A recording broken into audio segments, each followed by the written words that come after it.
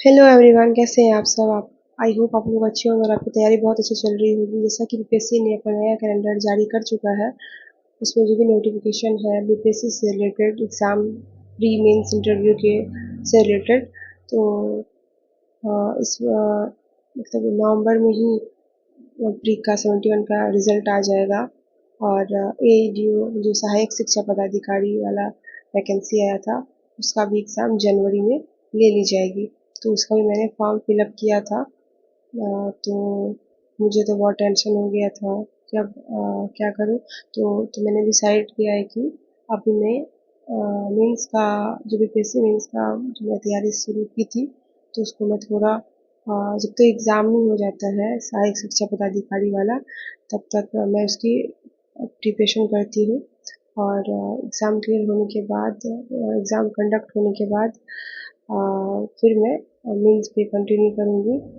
और इसे जो डेली रूटीन है मेरा घर का खाना वाना बनाने के बाद फिर मैं पढ़ाई कर रही हूँ।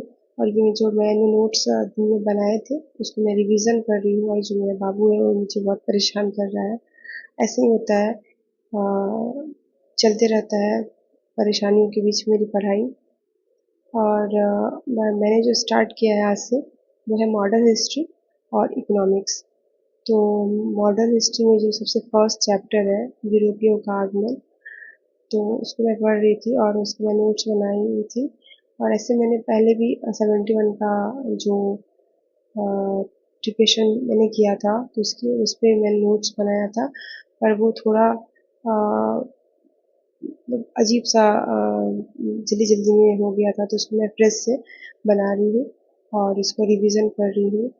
और फिर दो दो क्लास और इसमें ऐड करना है। ऐसे तो मैं इकोनॉमिक्स और इंटर सॉरी मॉडर्न हिस्ट्री से स्टार्ट की हूँ अपना एडीयू के लिए। फिर मैथ्स पढ़ना है, रीजनिंग पढ़ना है और करंट पढ़ना है। तो धीरे धीरे मैं इसको कंटिन्यू करूँगी।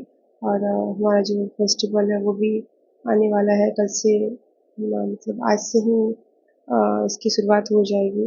तो थोड़ा सा उसको भी मैनेज करना है। और इसी फेस्टिवल सीजन के बीच तैयारी को कंटिन्यू रखना है। और ये बहुत बड़ा टफ टास्क है हम लोगों के लिए, बच्चा देखना, घर देखना, फेस्टिवल में कंट्रीब्यूट करना। तो देखते हैं कितनी अच्छी हो पाती है तैयारी।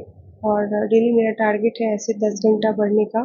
तो आज मैं 5 से 6 घंटा ही पढ़ पाई थी। तो देखिए मैंने नोट्स बनाए थे, जैसे सबसे पहले जो पुर्तगाली आया था हमारे इंडिया में, वो वास्को डी गामा था। यही सब जो ऐसे तो एंशियंट टाइम में हमारा जो व्यापार है वो और भी देशों के साथ, अरब देशों के साथ होता आया है। बट जब अरब देशों के बीच कुछ डिस्प्यूट हुआ था, तो उसमें जो प्रॉब्लम आने लगी थी, तो उसके कारण जो यूरोपीय लोग थे हमारे व्यापार करने भारत नहीं आ पा रहे थे। तो फिर उन्होंने स्थल मार्ग की खोज की, जो केप ऑफ गुड होप ऐसा ही एक रूट खोजा गया था। और कहते हैं भारत की खोज।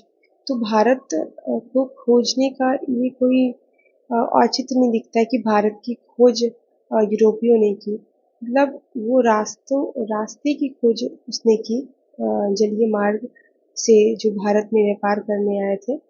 तो ये कहना सर्वमान्य नहीं होगा कि भारत कोई खोया हुआ चीज़ तो था नहीं जिसको खोजा गया है। तो आज के लिए इतना ही, मिलते हैं अगले ब्लॉग में, तब तक के लिए बाय।